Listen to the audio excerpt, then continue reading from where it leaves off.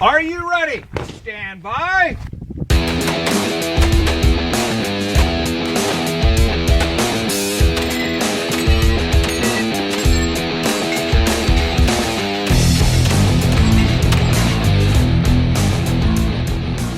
Welcome to the Three Gun Show, episode 82. I am your host, Dave Hartman, coming at you from Denver, Colorado.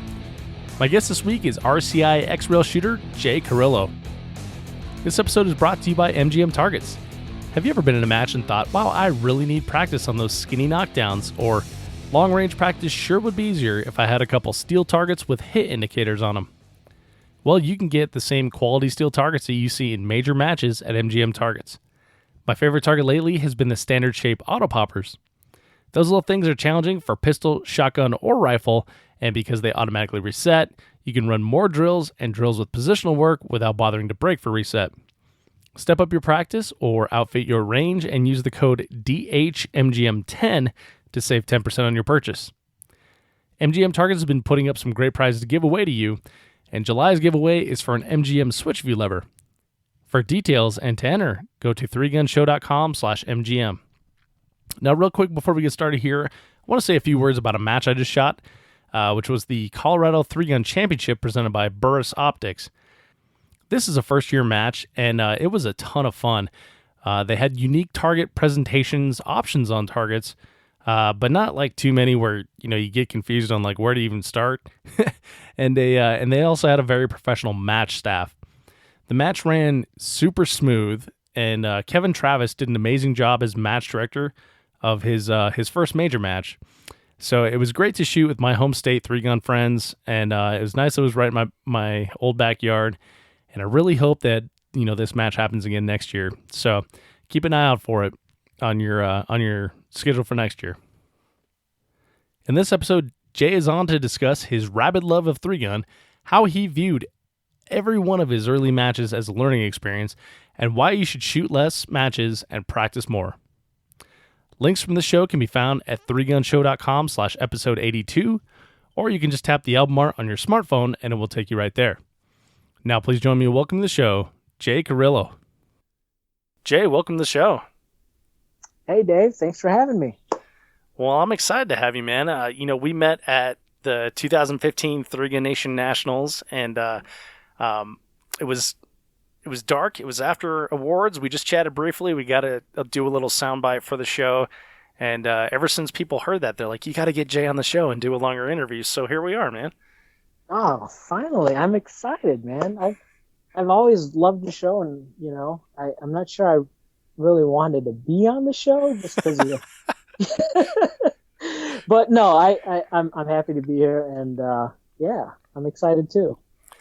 Well, cool, man. We've actually been talking for 20-30 minutes here already because we had a couple little Wi-Fi difficulties, and then as gun guys do, we just started talking about 3-gun, and we thought, oh, we should press the record button here. So so Jay, we're gonna dive in deep into 3-gun and everything about your 3-gun game. But why don't you give the audience an idea of who you are off the range? What do you do when you're not shooting? So when I'm not shooting, I'm thinking about shooting. Usually while I'm working, and I'm an electrician by trade in the Chicagoland area. And when I'm not working, I'm spending time with the family and reloading and doing other shooting related things. And that's about all there is, enough time to do, So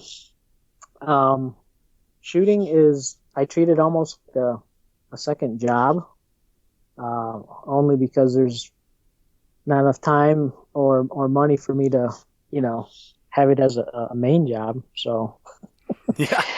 But I love to shoot, man. Ever since I started in 2012, I've just been hooked. I was fortunate to be surrounded by a bunch of good people, and that's just something I want to continue to do is be surrounded by good people. And as you know, in the 3-gun community, it's a majority of good people. So yeah, it really is. And when you can get into those communities and start making friends and people that can, teach you things and guide your shooting as your shooting progression as well. Um, it accelerates you. It takes you to like a different place. And one of the things that I've heard from a lot of people and talking about in you in preparation for the show is that you are very eager to reach out to new shooters and people you don't know, and you're very, very much a people person and friendly on the range. Now, did you have that same experience when you started shooting 3-gun back in 2012? Yes and no. Like anything else, I think you're going to have a small percentage of people that just are not, people persons. Right. Which is fine. It didn't really bother me. I kind of knew that. Like I told myself getting into it, because I loved the sport from the get-go that much. So let me give you an idea how much I was bitten by the bug of 3-gun. I started shooting some local 3-gun matches, 3-gun type matches, because some of them are kind of IDPA-ish, where you had to use cover and there was limited round counts. And, I just felt like, man, there's got to be, places where you can let loose a little bit more, more round counts. And, Right. and I'd go on YouTube and I'd watch these videos and I'm like, wow, these are great. There's so much, land to run around and shoot. I need to get to one of these. Stages were bigger, and so finally in 2012, I decided to just go out and shoot a major match, and people around locally would be like, oh yeah, we got to do it, and no one really stepped up and came along. So I made the trek to 2012 CMMG Midwest. Oh, okay. By myself, which I was just, whatever. I was just too excited. I didn't care. So I went and, wow, I learned a lot. It was crazy how much you can learn about yourself as a shooter, what you can and can't do, what is possible from other shooters by going to a major match. So some things I learned from that experience is, people asking about 3-gun, new shooters is, hey, you got to just do it, grab a buddy, go by yourself, whatever. If you're that curious about it, and you want to do it, just do it. And it was the best thing I ever did. I shot 3 major matches that year. I shot Ozarks 3-gun was the second one, and Blue Ridge Mountain was the third one for that year. And 3-gunners, we always joke about short-term memories, and because you want to forget your bad stages, right? Right. But there's certain, you don't always remember every match, but there's certain things that you remember from certain matches, and those 3 matches I have a lot of memories from, probably because I learned so much from those matches, and I just kind of took them with me. What's an example of something that you learned from those first 3 matches that you still use today, or maybe that you teach other shooters that you find that are newer in the sport? Well, some of the things that I remember that I learned, I think people learn at their own pace. And I guess what I'm trying to say is I just had this enthusiasm or drive to shoot these matches, right? And most people are a little bit more timid and more self-conscious about what they're going to do, if they're going to look stupid or whatever. But I can't really say I had those feelings, because I just wanted to do it. You know what I mean? And I wanted to experience it. Yeah, I wanted to do well, but I knew I wasn't going to be like the guy winning the match, Right. I didn't really have expectations either. I just wanted to enjoy it, experience it, and learn from it. And so I guess what I tell people is, if you can do those things from shooting a match, then you're progressing. right? You're going in a direction, hopefully in the direction you want. And if you're not learning, if you're not progressing, then you're just doing it for fun. And if you're not having fun, then why are you doing it? You know? So um, those are some of the things, like, probably not really like shooting related per se, you know, but there were so many other things shooting related, you know, like I remember at CMMG, like was weak hand loading your shotgun, right? Like Right. no one, you know, dual loaded, no one quad loaded at the time yet. If they did, I don't really remember it, and it was so new. Um, but everyone was just weak hand loading, and like everybody was slow, right? I was squatted on the same squad as Kurt Miller, Eric Miller, um, and Tim Ubel, actually. And you know, Kurt Miller was a weak hand thumb loading machine, you know, Right. and I would try to emulate that, and I think I did a pretty decent job at the time, you know. But I think from that match, what really stuck out in my head was, and I don't know who the match director was. It might have been Ken Flood, but whoever the match director was, they decided to put a bunch of flying clays on a stage, and everybody dreaded that because no one was really shooting clays with shotguns. I mean, Right. as silly as it sounds, I mean, shotguns were designed to hit flying things, but no one was really hitting these clays. And I had shot a lot of trap, skeet, and sporting clays for a couple of years before that. So my flying bird game was pretty on par with, you know, with how to do things, you know. So Sure. I did pretty good, and I was actually, you know, I was actually thumb loading between birds, and it was a proud moment for me. And I remember Kurt Miller, you know, giving me an attaboy, and I was kind of like, wow, I just got an attaboy from Kurt Miller. You know, so it was, you know, those type of things that stick out in your head from your first major match experiences.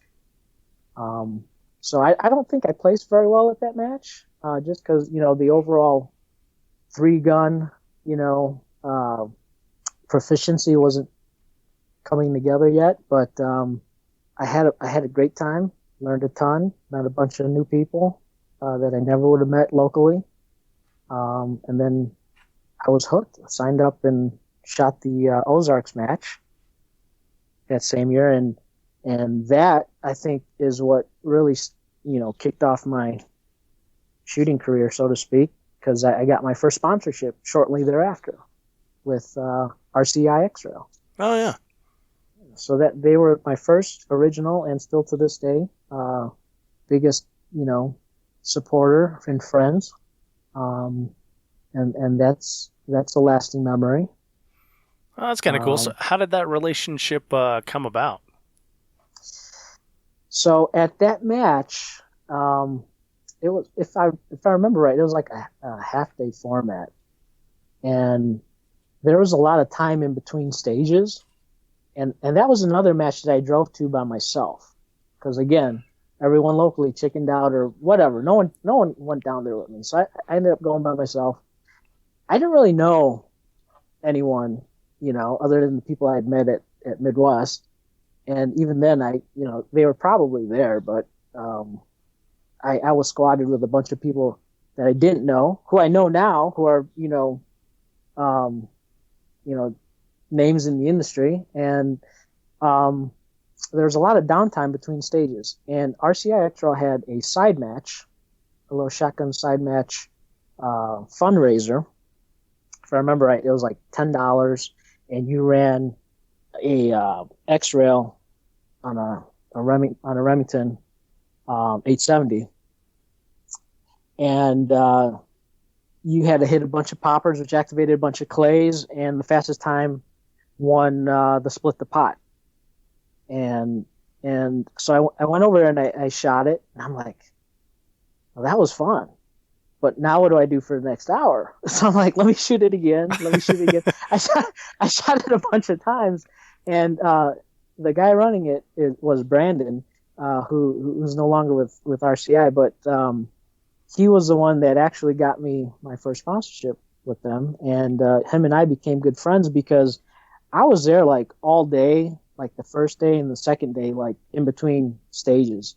And I told him, I said, "Hey, you mind if I just shoot this? I'll buy you more clays, and I'll use my own shot shells because they were providing the shot shells and the clays and all that." And he's like, "Oh yeah, go ahead." So I ended up like shooting it as much as I want, and I would run it when people would come by. I'd be like, "Hey, take a Oh, break, nice. I'll run the timer, don't worry about it." So I think he kind of appreciated that. And I got a lot of loading time because I would load that shotgun up, right? Because you had to load the extra, and they had the short one on there, but it was still like 14 rounds, right? So Right. I still had to thumb load that thing, and man, I must have loaded maybe 4 or 5 cases worth of Wow. worth of shells. So I got my weekend loading practice in, which was what I was going for, and I was ready to load shotgun in between stages, man. On the next stage, I was a thumb loading fool. Dude, what a great way to get like a bunch of shotgun practice in, and then also your loading practice in the in between stages. That's hilarious. That's how I was looking at it, man. I'm like, well, how come no one else? Like, and again, it was just like I had this abundance of energy from like I was on 3 gun crack, man. I was high, like just look, look at all the people that are here that you see on YouTube. I was like a total noob, just riding on cloud 9, and so it was good practice. And again, I don't remember how I placed it that match. It probably wasn't too great, but I had a great time and I learned a ton.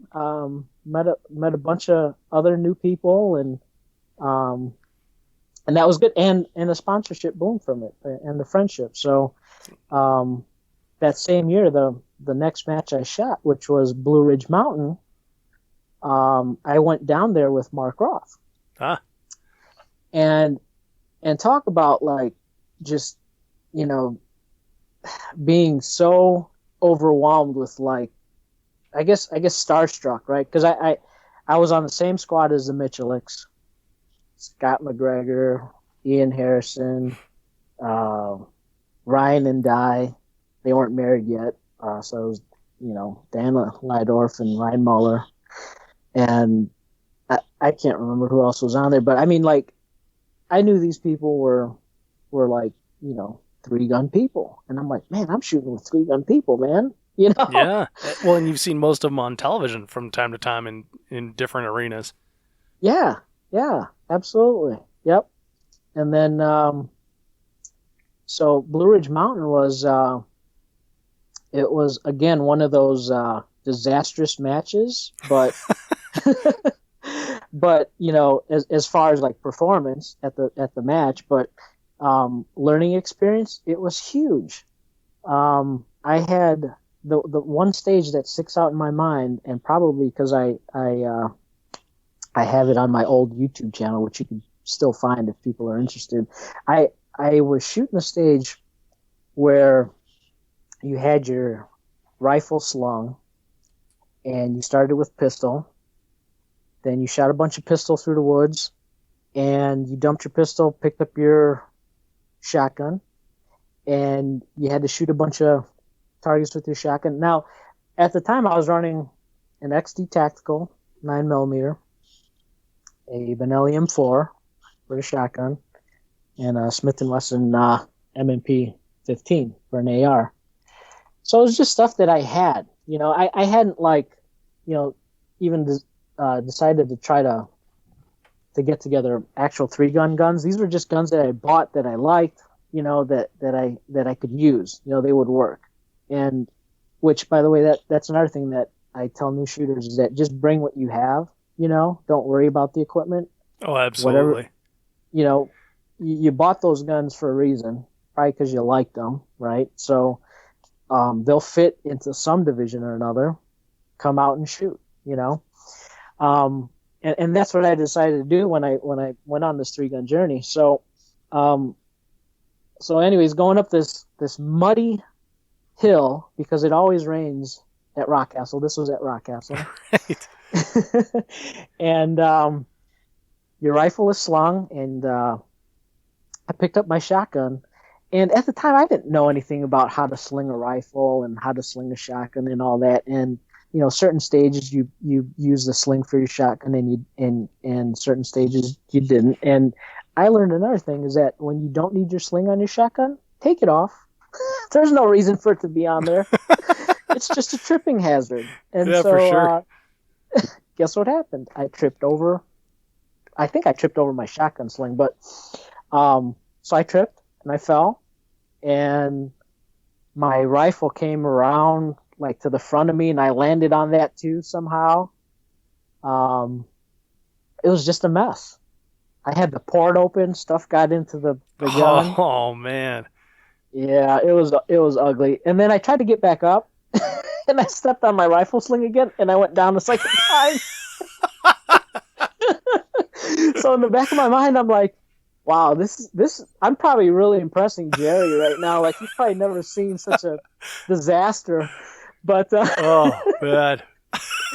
so I'm like, okay, whatever. Let's just do some shooting. So I get back up and I'm shooting some stuff, and I run and I lose my rifle mag, and I'm like, oh great, like can I go back for it? What And so the RL tells me, just keep going. You can come back for it.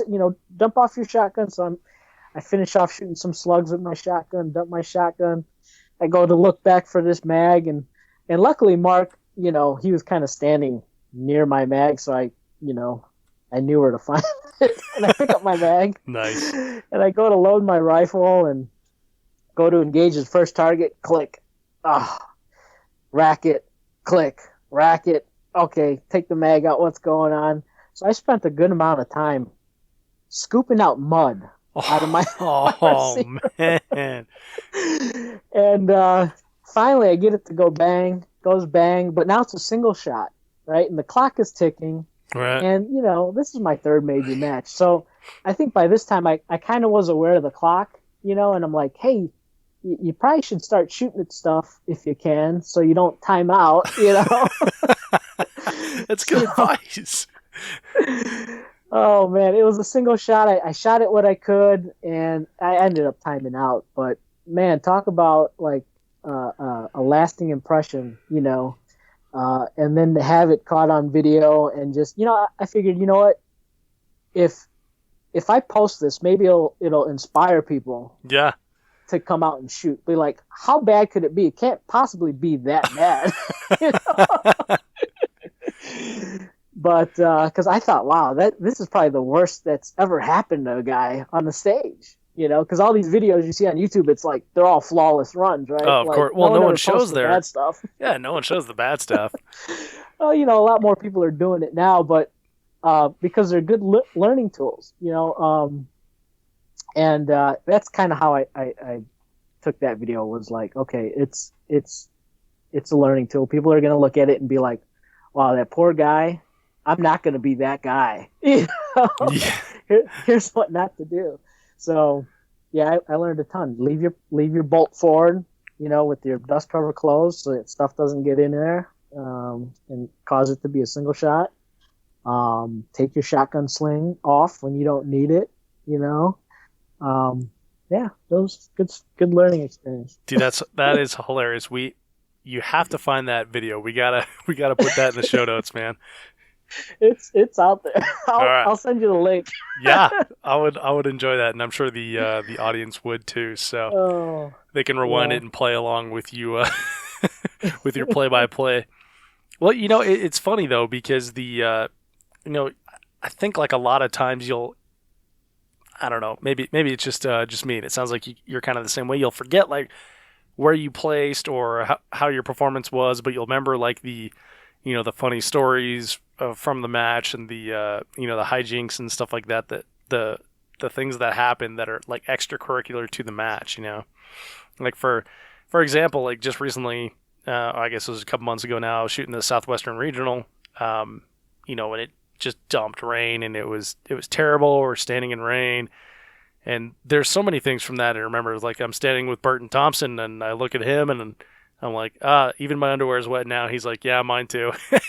And then sitting in the truck with Keith Garcia for a couple hours while we're waiting out the rain, and then the dread of putting on your wet, cold shoes the next morning and stuff like that. So, but But yeah, when you talk about the good memories, those are the type of things that you remember, and then the people that are involved. Like you remember Mark was standing next to your magazine, and the fact that you were shooting with Jerry and Yeah.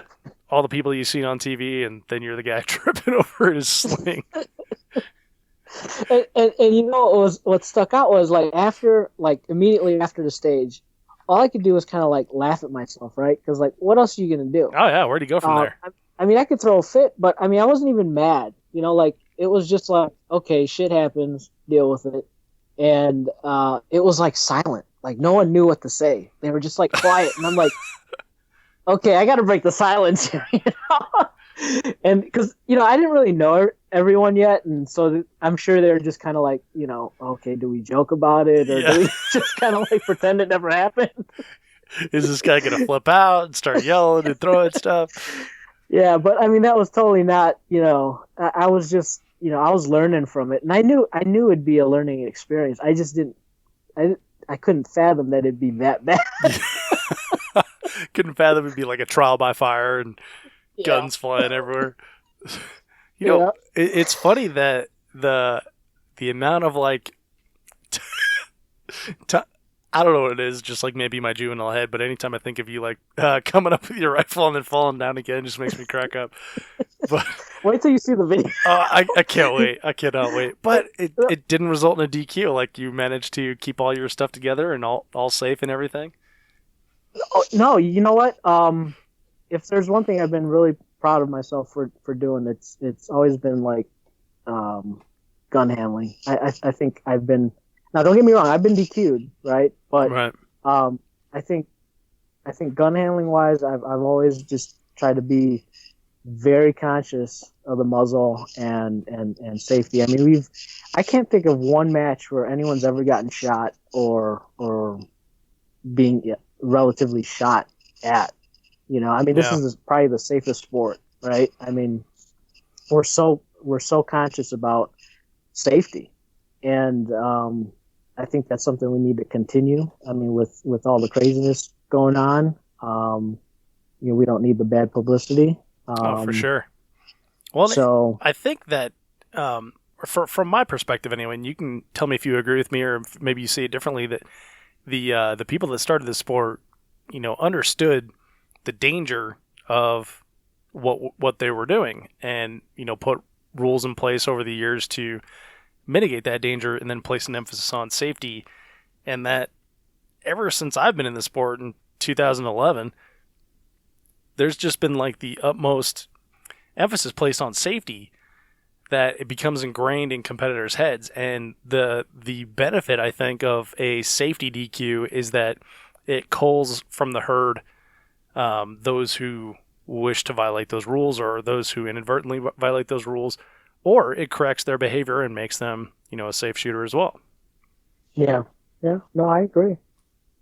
I think for the most part, people want to be that conscious about the safety, as well. So, yeah. Yeah, for sure. So, Jay, you said that you started in 3-gun and that you were gung-ho from the beginning. Mm-hmm. Was there ever like, have you just been like gung-ho this entire time and just on a like an up and up trajectory, or was there like a point where you sat down and thought like, okay, well, I'm having fun now, let's see if I can get better and treat this as like a competitive sport? Or have you been like that from the beginning and you're just continuing to improve? How do you how's your progression been? I think my progression has been positive. I don't think I've gone backwards. That's always but good. I don't. Yeah, right. But I don't think I've progressed nearly as much as I really would have liked. So it's funny you asked that, because this year I made the conscious decision to shoot less major matches and to train more and place higher at the matches that I shoot. And so far I'm on track, I think. Nice. So in previous years, mainly last year and the year before, I shot a ton of matches. I think I shot 31 matches last year. Wow. And of those 31, I think 22 were major. 22 were major matches. Wow, that's a lot of matches. Yeah, and it was it. I wasn't burnt out or anything because I still feel the same way I do like the first year I shot. I don't know what to attribute it to. Maybe I just love doing it that much. But I've never gotten burnt out. It's just I realized last year that shooting all those matches, I wasn't progressing as much as I should, you know. So I made the decision to shoot less, train more, and place higher this year. And so far, I've shot less. I've trained a little bit more, time willing, and I've placed higher. So I'm doing much better than I did last year, and my goal is being realized. So. Well, congratulations! First of all, that's always good when you set a goal and are achieving it.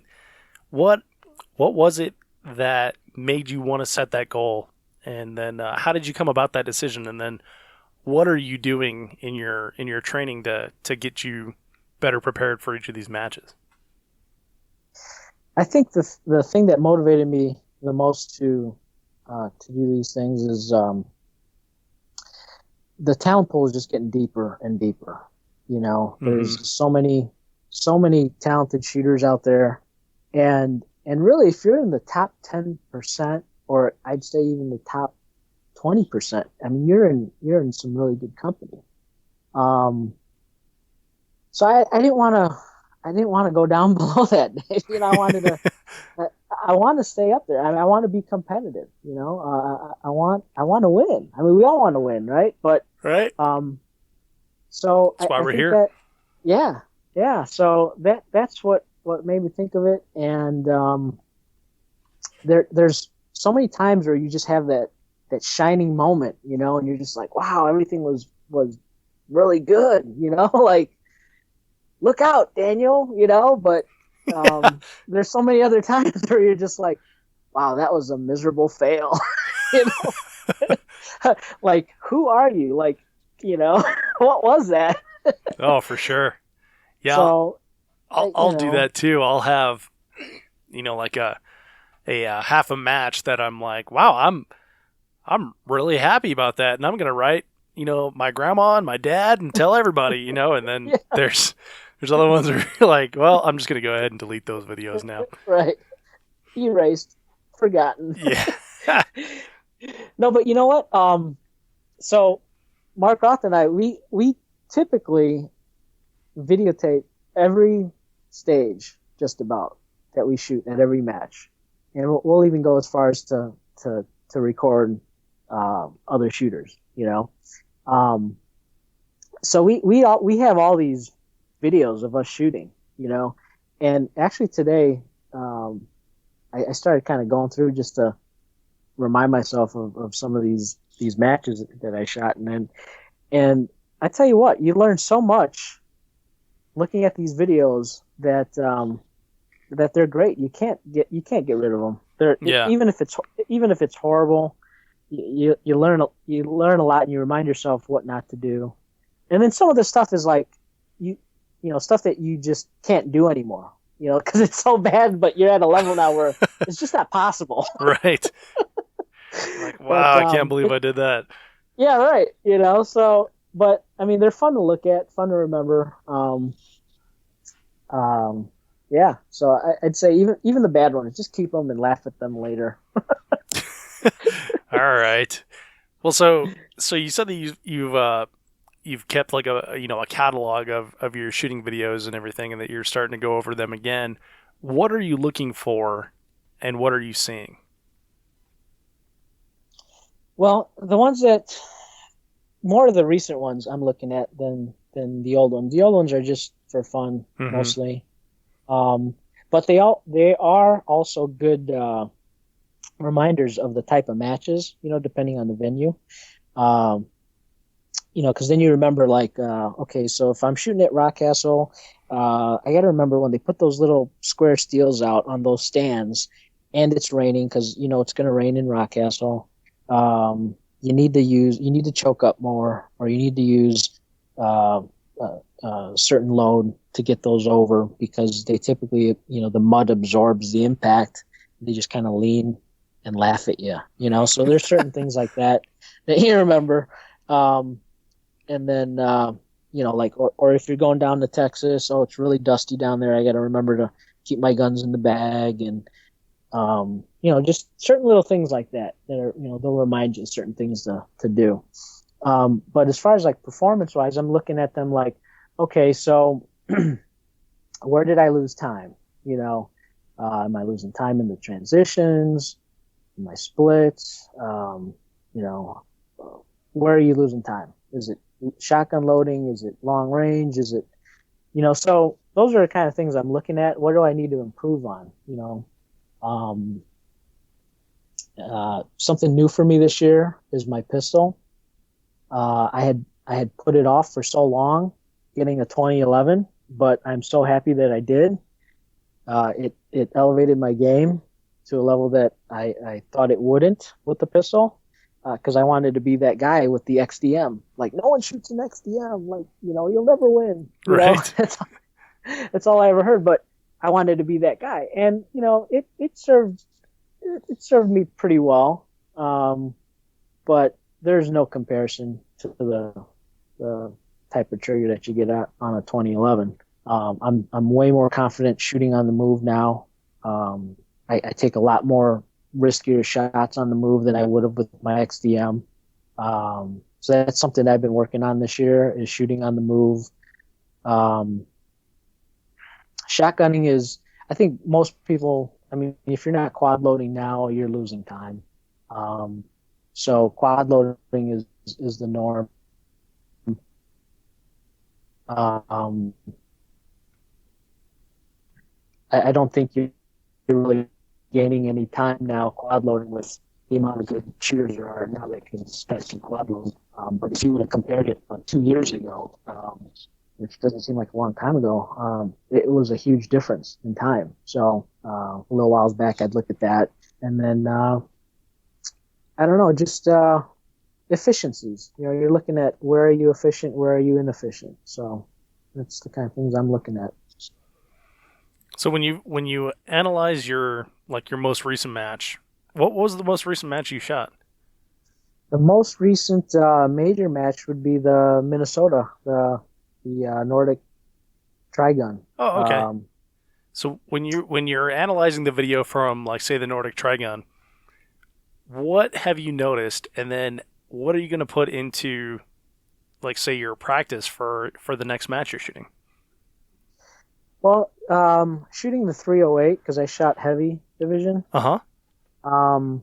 It's completely different than shooting my 223. So I think mentally, when you're used to shooting a gun, being used to shooting the 223, the splits are completely different. So things slow down. The sight picture gets disturbed a lot more with the 308, obviously, and you have to slow things down a little bit more and be a little bit more patient on the trigger. So I was conscious of that, but a lot of times I was feeling rushed, and I should have been a little bit more patient on the trigger. So I picked up on that, and I remembered that, because sometimes the things that you remember during the match are a little bit different than how they actually played out to be, like spatially, time wise, I guess. Yeah. So stuff that I thought was taking a lot longer was actually really not that long. And then I pulled some extra shots that in a span of time that really wasn't, that added up to be more than what it should have been with just a patient shot. So I learned a lot. I learned a lot of stuff that I was doing with the rifle, mainly. Can you give an example of something that felt like it was taking a long time when you were on the clock, and then when you're looking at it in video, it didn't seem that significant? So I find, for me, it's usually the long range. And, maybe it's because I don't get enough long range practice in, because there's just nothing around me that I can go out and shoot 300-400 yards at. But when I'm on a long range stage, looking through that scope and just, trying to swing through the target or trying to get it to settle down enough on the target or time it just right to break that shot on the target, it always seems like forever, for that sight picture. And then I end up squeezing the trigger when I shouldn't be. And then, self-realizing that and waiting for that correct sight picture and pressing off the shot. But sometimes that happens so quickly, Dave, that you don't realize it in the moment. So some of those shots on the video I was watching was like, wow, that really didn't take as long as I thought it did. Even with those 2 extra shots. Right. So that's one thing. Sometimes slugs are like that, but at this match, I don't remember that being an issue. Slugs are kind of the same way too. You got to make sure that the gun is cheeked. Your face is on the butt, on the comb, and you're squeezing off that trigger just right for a longer shot, slug shot. There wasn't really any long slugs at this match. They were all short, but that from previous matches, I remember being an issue, just being impatient with that sight picture. Same thing with pistol. It's usually the longer shots, right? They're not really that much more difficult. They just require that much more attention, right? So that's something that I'm always, catching myself doing, which I shouldn't be doing, is I should be more patient on the sight picture. Yeah, I can relate to that. One thing that I've noticed about myself is that if I start to get overconfident in my slug game, then I'll start having misses on my second slug of like a string. Mm-hmm. Excuse me. Yeah. So I'll get that first one and I'll get it fast, and then I'm like, oh, perfect, I got this next one, and then it just goes zing right by it. So yeah. I guess concentrating on that cheek weld, like you said, and then waiting for the patience, and then making a good trigger break is important. Is there anything else that I'm missing there? No, I mean, that's usually what I find myself doing wrong. No, I think that's it. Do you run a rear sight on your shotgun for slugs? I do for my Vinci, I do, but on my on my pump I don't. I'm just looking down the rib, but that might change. I'm thinking about putting a rear sight on that as well. Yeah, has the rear sight on your Vinci, has that really helped like the slug game, or is it just like a good to have? No, it has helped. Definitely. It kind of forces me to get that proper cheek weld and sight picture. So I would highly recommend it for that reason. Yeah, for me, when there was 2 things that really helped my slug game, and that was getting rid of the barrel clamp. Because I could never get the slugs to hit in the same place twice after I had cleaned it. And then the installation of a rear sight, and for me that just makes all the difference. Yeah. Well, good. Yeah. So Jay, we're talking about your pistol game, and you've forsaken the XDM and you went over to a 2011. How was that transition? And then do you think like the biggest benefit or the only benefit is going to be that extra or the better trigger, or are there more benefits to a 2011 than that?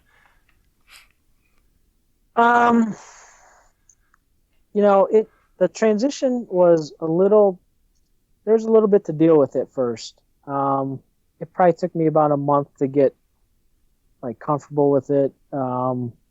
And it wasn't that huge of a difference, because when I had it built, I didn't want the weight difference to be so drastic. So it's only a few ounces, maybe like 4 ounces heavier than my XDM. Mm-hmm. And so my thought process there was, um, it would be similar in transitions and in handling, and it has been. The difference to get used to has been like the high thumb ride on the safety, um, and the position of my support hand and thumb, which I've got a gas pedal on my 2011. But I think that's helped me um, drive the gun and keep it flatter on target. And so my transitions are, um, I would say that they're faster now with my 2011 than they were with my XDM. Um, and then it was figuring out loads for the gun because they're slightly different because of magazine length or magazine depth. Mm-hmm. And so figuring out a load for the gun and then getting used to that load with the gun, and just having that gun feel natural again, like my XDM was feeling. um, but I'd say that better trigger has definitely helped, especially in the shooting on the move portion, um, and also on the longer shots. So I can make longer shots on smaller targets more confidently and execute them quicker now with my 2011 than I could with my XDM. So I guess it has helped quite a bit. So the big thing that I hear a lot of people talking about in making that transition is using a manual safety when ditching the 2011. Mm. Was that a hard transition for you? Was that difficult to get in your into your, what am I trying to say, into your normal game? I was really concerned about that at first, but I've been around the 2011s enough to see what works and what doesn't. So my general uh, um, thought process is, if there's enough distance between you and the dump bucket, or that target, that last target, and the dump bucket, I'll drop the mag and rack the round out, Oh, okay. just to be doubly sure that it's safe. If it's like a stand and deliver type portion, and then there's a dump bucket right in front of you, I'll typically just flip the thumb safety up, and I don't have an ambidextrous safety, so I'll just lay it on the right side where there's no safety. Oh, I gotcha. And so there's no way for that safety to click off from bouncing back out of the dump box or the dump bucket or what have you. And knock on wood, it's worked out. Sweet. Well, and if for someone that's listening and is not really familiar with that platform, can you explain what a gas pedal is? Oh, so the gas pedal, there's different names for it: shark fin, gas pedal, thumb rest. The slide stop, my gas pedal, is integrated into the slide stop. So it's not an external piece that drills into the frame, like some of these other thumb rests or gas pedals. It's on the left side of the gun, on the slide stop side of the gun, right? Mm-hmm. And so when your support hand is on the gun, your support thumb is pressing down on this quote unquote gas pedal so that you can help keep the muzzle down. And that's what I use it for. And it's kind of in the same spot as my the takedown lever on my XDM, which I would kind of use as a gas pedal. My thumb would just rest on top of that, and I'd hold the gun down on that. So it's not exactly the same, but it was close enough where it felt comfortable, and I just got used to it, and I like it. Some people tell you don't use it, don't get used to it, it's a crutch, and that may hold true for some people, but I don't think that applies to me. I think it helps me. So that's basically what that gas pedal is. It's a thumb rest or something for you to push down on with your thumb. Gotcha. So Jay, I'm curious to talk about your your three-gun game. When you started, did you have like one gun that was that you were more proficient in than others? And then, like, what would you consider like now your unique ability for three-gun? Hmm. That's a tough question, Dave. Only because I don't know the answer to that. No, I I think I think I'm gonna approach that question from a different angle.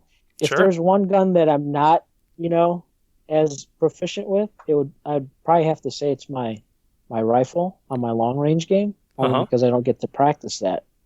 I come from an area where um, base style matches are are the only thing you can shoot.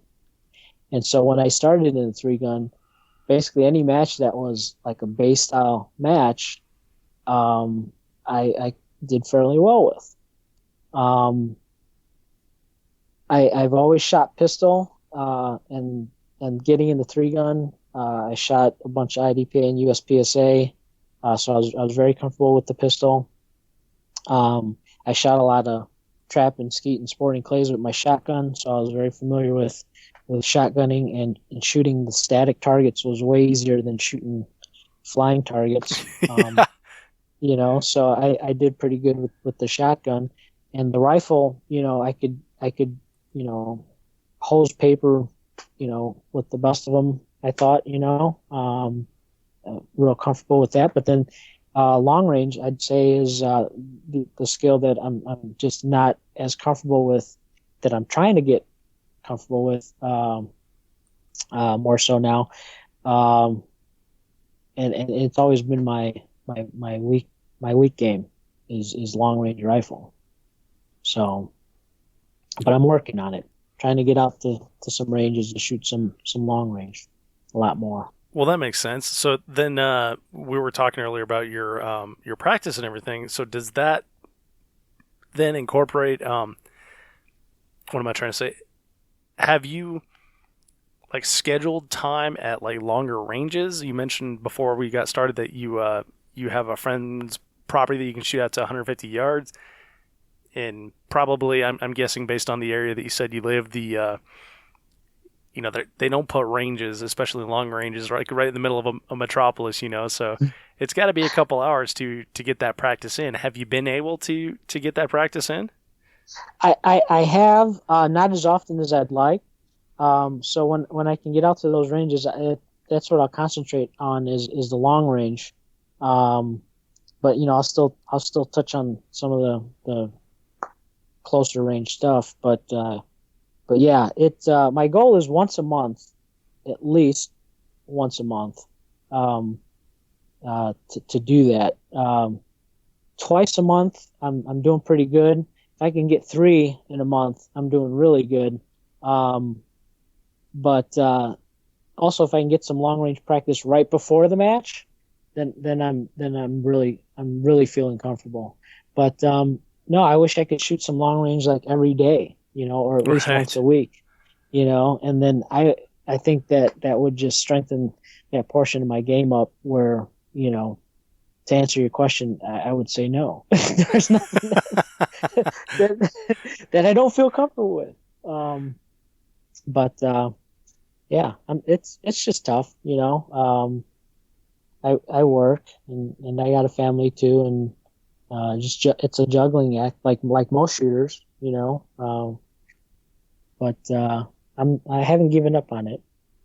Sure. So when you do get out there, or when you do find the time or the range to get out to long range, what exactly does your practice look like? Is it like shooting groups? Is it shooting from weird positions out to certain distances, or how do you break that down? So I try to incorporate a timer. Uh, I think a timer is a useful tool to track your progression. And so I'll use a timer with shooting off of various positions on a barricade, off of a roof if the roof is there available. Um, shooting, prone, uh, one knee, various slots in the barricade. So yeah, I try to uh, simulate, match conditions as best as I can. Um, but yeah, using a timer, you can see, okay, so I need to shave off, 5 seconds here, or, getting into that first position and that first shot, I need to shave off 5 seconds there, stuff like that. Um, but I do try to have some sort of approach to it, the training, long range training. So it's not just shooting, groups from a bench or, from one portion of the barricade. Right. Well, and from a lot of people, we hear that having a plan when you go out to the range is key, so you know what you're going to do, and you don't just waste time throwing rounds around downrange and everything. So how do you put your plan together when you're heading out to the range? Usually last minute. um, it helps too if you have someone to shoot with, because then it helps keep track of things better. Having them see what you're doing. If getting into the position, maybe like, okay, so you didn't have you weren't sitting on your heels, or you didn't have your elbow on your knee in the right spot, or when you went prone, like, that mag height seemed a little too tall, just little things, that you guys can pick out on for each other. Yeah. But we'll typically formulate a quick plan. Like, I don't have anything like written down, like in a shooting, uh, book or a shooting journal or whatever. Like, okay, here's what we're going to practice. But I mean, that's not a bad idea. I probably should do that. But usually it's stuff we think of on the way down to the range. Right. Yeah, that's kind of the way we do it too. When Yeah, it's like, you remember that time at that match where you screwed this up? Yeah, let's try to do that and do that better. You know? and that's the benefit of having those videos to look at, because then you can see like, oh, I really hosed that up. I need to practice that. Yeah. Yeah. Yeah. So so Jay, what do you think is like the best piece of advice you've ever received about three gun? I've gotten so much good advice. Well, throw a few out there. One that sticks out is shoot fast, take a lot of chances, and don't miss. Thank you, Tommy Thacker. That one will forever stick in my head. Yeah. What else? I got the opportunity to shoot on a squad with Tommy Thacker a couple weeks ago, and he's hilarious, man. He's like, yeah, you should do this, and yeah, come on, take chances. And That's it, man. like, are you gonna shoot it that way? He's like, no.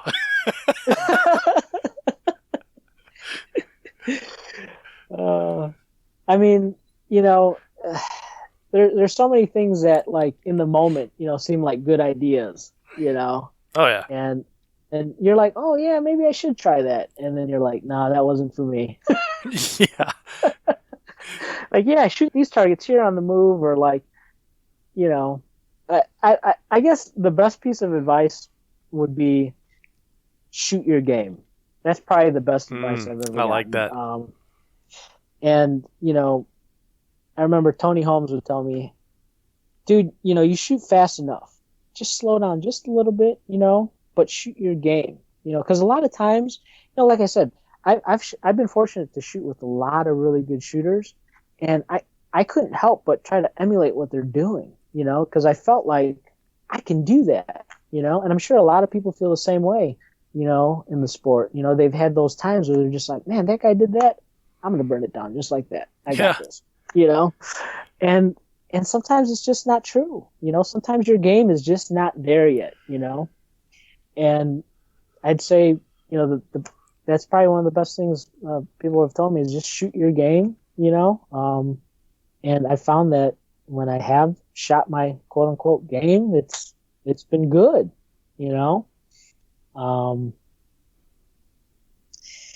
Yeah, shoot your game, man. Don't try to shoot like the next guy. Just do you. You can only do what you can do, and just do it. You know. I love that. I love that advice, and that's it's something that can get away from you in your head when you're watching. Especially when you're on a squad with a bunch of great shooters. You think, oh, I can do all those pistol shots on the move like that too, but then you have to, know yourself and know your game, and then, like you said, shoot your game. I love that. I love that advice, man. That's great stuff. Yeah, because so many times, like like the more you do this sport, you realize what your game consists of, right? Whether it's like, okay, I'm pretty good with the shotgun, and those targets are pistol shotgun optional. Maybe I should shoot those shotgun because I'm pretty good with my shotgun. And then the next guy comes tell you, oh, I'm gonna shoot those with pistol. Then you start rethinking your game, like, yeah, I guess it could be kind of faster with the pistol. And so now you've just talked yourself out of your own game. Oh yeah, for sure. you know. So yeah, shooting your game will get you higher the finishing on the finish list. That reminds me. This weekend I was, it was Independence Day weekend, and I'm talking to a bunch of people that are, non three gunners, maybe shooters, plankers type thing. But once I explain what I do and what three gun is, they're like, well, which are you better at? Rifle, pistol, shotgun. And I laughed. I'm like, that's something I ask my guests all the time. But I've come to realize, like, when I started, I was overconfident with rifle, and then I shot a lot of pistol matches, and so I thought my pistol game was all that great. And then now that I've progressed in the sport, I'm to the point where I realize just how absolutely terrible I am at all three. So I guess that must mean I'm equal or something. You're not maybe necessarily terrible at all three, No, Dave. You're just not shooting to your potential, to your that ability. that's exactly it. Is like, I think when you're new, you're overconfident and you think like, oh, I'm a great rifle shooter because I can hit stuff off a barricade, blah blah blah. But maybe you don't have that 120-yard run previous to that. So Yeah, once yeah, once you get that experience and you've been to a lot of matches, you realize just how much work there is left to do to get to a higher level. yeah. There's so many little things put together in this game. I just was talking to a guy last night. I shot an indoor pistol match, and he was telling me, I don't know how you do it, shooting all three guns, how you can keep yourself together and remember what to do, with those three guns. I mean, there's just so much. And I'm like, well, that's true. And it's, I guess the more you do it, the less true that is. You just you learn how to put all these little things together, you know? It's like shooting a USPSA match, but putting three guns together the exact same way you would shoot just the one. There's all those efficiencies, but now it's just spread over those three guns, and you just learn how to do it. And he made me think, like, I guess we do a lot, in a short amount of time, but you get used to it. Yeah, for sure. Well, and what came to mind when you were talking about that is stage planning. Mm-hmm. What do you think? What do you see as like the key to a good stage plan? Mm. I think a good stage plan is usually a group effort. Yeah. I think so. Because, okay, so certain stages, they can only be shot, in a certain way. But like really good stages, and what I mean by good stages are the ones that give you the option to shoot it differently, you Mm-hmm. know, um, and with choice of firearms, right? So then it becomes a matter of, okay, so how are you going to shoot this? So, you're just talking to everyone, and everyone sees things a little bit differently, And so someone might see something that you didn't see. I mean, I do this all the time at every match, and I kind of sift through everyone's perspective and formulate my own plan in the end. And anytime I've ever deviated from my plan and tried to shoot someone else's plan, it's never been good. Yeah. So I think it goes back to the shoot your own game, and shoot your plan. Because as long as you have a good plan, you've got all the targets accounted for, and you've got as little amount of positions to shoot from. You've got a plan. You've got a decent plan, and as we all know, it's the executing part of it, the execution of that plan, which is usually the downfall to our performance at a match. So if here's another piece of advice. So plan your work and work your plan, right? And that was another piece of advice that I got, and that piece of advice wasn't even shooting related. It had to do with actual work. but I'm able to translate it over to shooting, and it really does help, because if you've ever shot a stage with no plan, oh man, does it go in the toilet like right away? Oh yeah. Yeah, you're just standing around looking for targets, and yeah, you're like, did I get everything? Yeah. No, if you plan your work and work your plan, you're doing that much better, And if you've got your plan down to the most efficient line, as far as movement or positioning, then you're doing even better. And if you shoot it real fast, you're on top of the world. Absolutely. Well, Jay, we need to work toward wrapping up here, but I got a couple last questions I'd like to ask all my guests that I want to ask you about. So first, can you tell me about your most spectacular disqualification?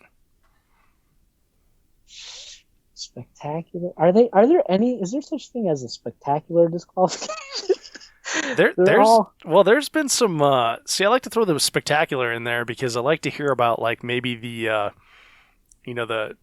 biggest lesson learned, or like the biggest goof moment where, like for example, I thought your sling story was gonna for sure end in a DQ, but it didn't. But then the follow up to this question is that we always try to figure out what we can learn from it, so the audience will know and they don't have to make that same mistake.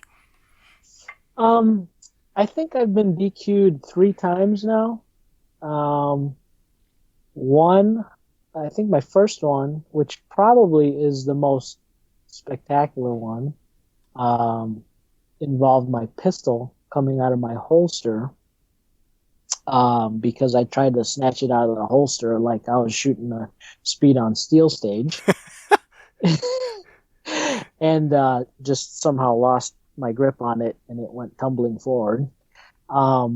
So in 3-gun, there's usually enough time in the stage where that first shot on target really doesn't matter. So I would say, don't try to do that. Don't try to, unless it's a short like pistol only stage. Don't try to do that. And if you do that, make sure you loosen up your tension screw if you have it, for your trigger guard, which is what I think happened there. My holster was just too tight. So that was probably the most spectacular DQ. And then the other one was more recent, the Southwest Regional, the one you mentioned. Oh, yeah. I got DQ'd from that one. Last stage on the last day. It was hosing on some rifle paper, and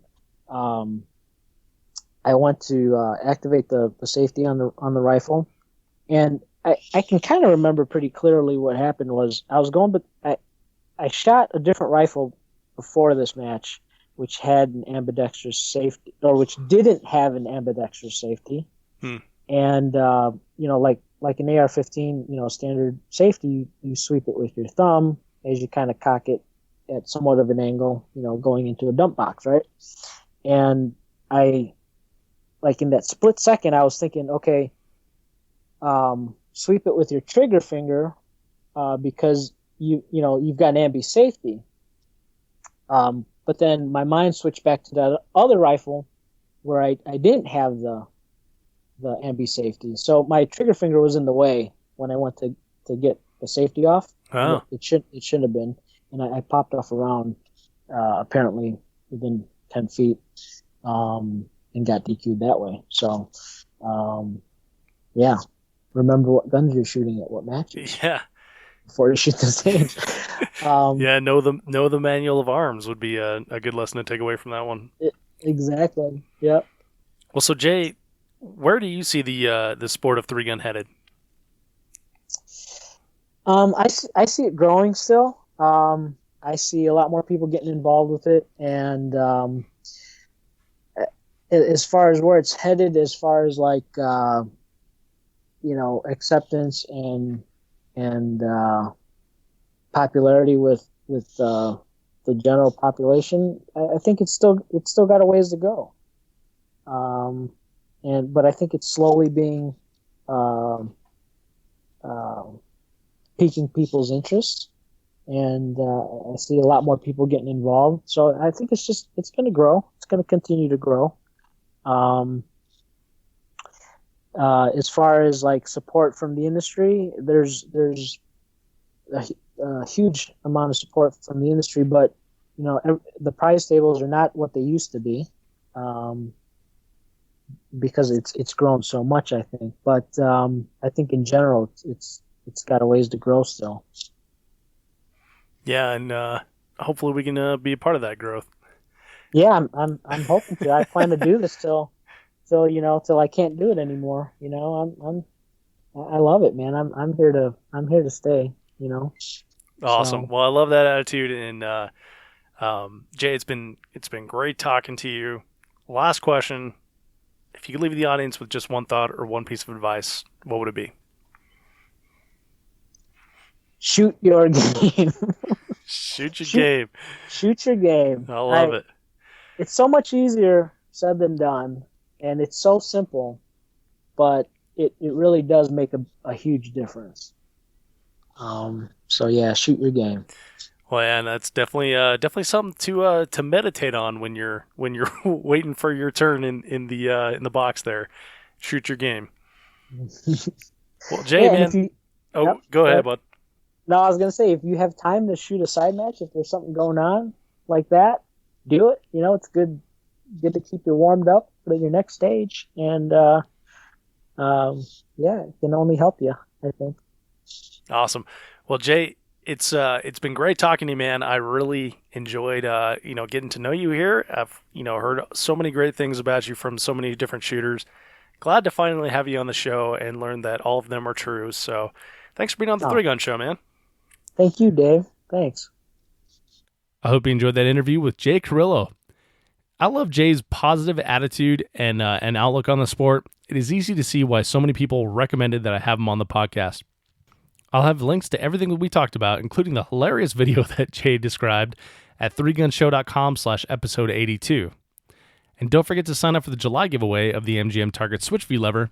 Check it out at 3gunshow.com/MGM. And when you make a purchase at MGM Targets, you can save 10% using the code DHMGM10. You can also support the 3-Gun Show podcast by using our affiliate link when you shop at Brownells. Just go to 3gunshow.com/Brownells and shop like normal. We earn a small commission on what you buy at no additional cost to you, and helps keep the lights on for the show. If you like this show, please tell a friend, subscribe in iTunes, and leave a review. Now I have a review to read from Ryan 3Gunner. And Ryan 3Gunner says, fantastic show, great guests, tons of info, 5 stars. Dave Hartman, Oprah of the 3-Gun world. Thanks for bringing all of us great interviews with some of the best 3-gunners in the world. It is nice to hear how they train, travel, and prepare themselves. Also, the amazingly funny stories of what all can go wrong once the timer goes off. Keep up the great work being the voice of 3-Gun. Well, thanks, Ryan 3Gunner. I totally appreciate that. That's very nice of you. You can leave your own review by going to 3gunshow.com/iTunes and, wail away on it. Go for it. Thank you so much for downloading, listening, and subscribing to the show. I'm Dave Hartman, and I'll catch you in the next episode.